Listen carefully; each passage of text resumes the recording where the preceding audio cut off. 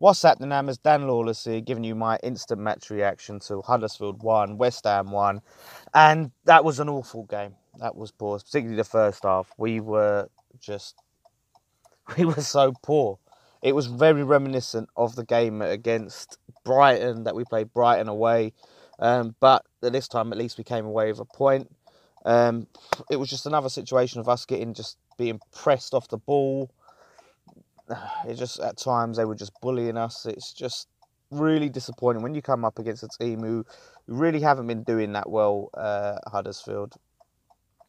And, we expect to finally get our first back-to-back win since January 2018, which is a horrendous stat. No back-to-back wins in the Premier League since January 2017. It's terrible. Slaven Bilic was our manager. That's how bad it is. So this was the time where you think, yes, we can do it. We can push on. Played so well against Burnley. But no, we play well and we win, and then we go and we just play crap. I don't understand. It's really frustrating. Our passing was poor, our decision making, final ball, very wasteful today. Very, very wasteful. And it's frustrating to watch. I mean, it was a poor goal to concede, but we should be outscoring them. No problem with the attacking talent that we've got and the money that we've spent.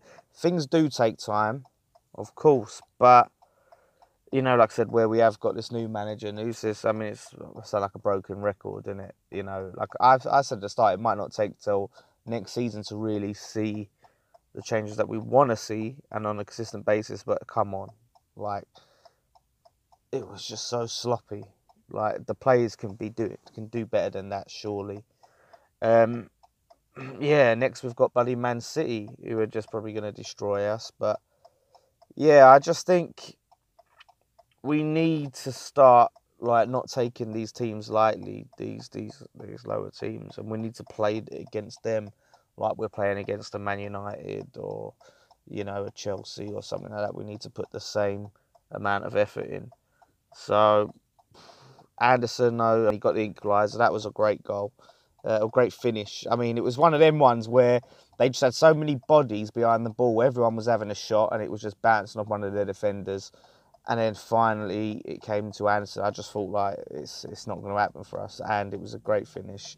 At some points he was frustrating me.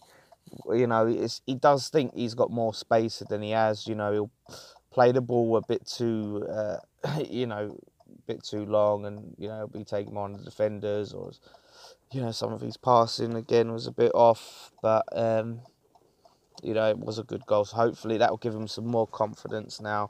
3 goals in 2 games. Hernandez was quite frustrating.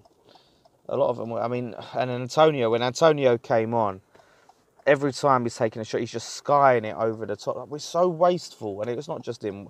A lot of the players, we're so wasteful of opportunities, and it drives me crazy. So Snodgrass is out for the City game, which alarm's going off there. Sorry about that. Yeah, so we'll see how much of a miss he is. I mean, like I said, he has been working hard lately. I hope this ain't too annoying when you're watching this back.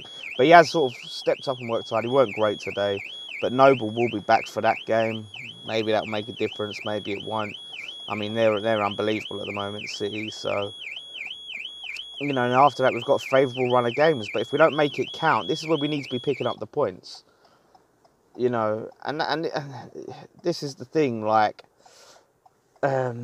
looking at this and saying, to come out and say, all right, well, we played poor, but, we picked up a point still, and it's a good sign to play poor and pick up a point. But to me, it's not, we played poor.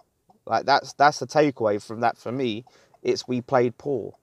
We were fortunate for, as far as I'm concerned, to come away with a point. It was very nearly didn't happen.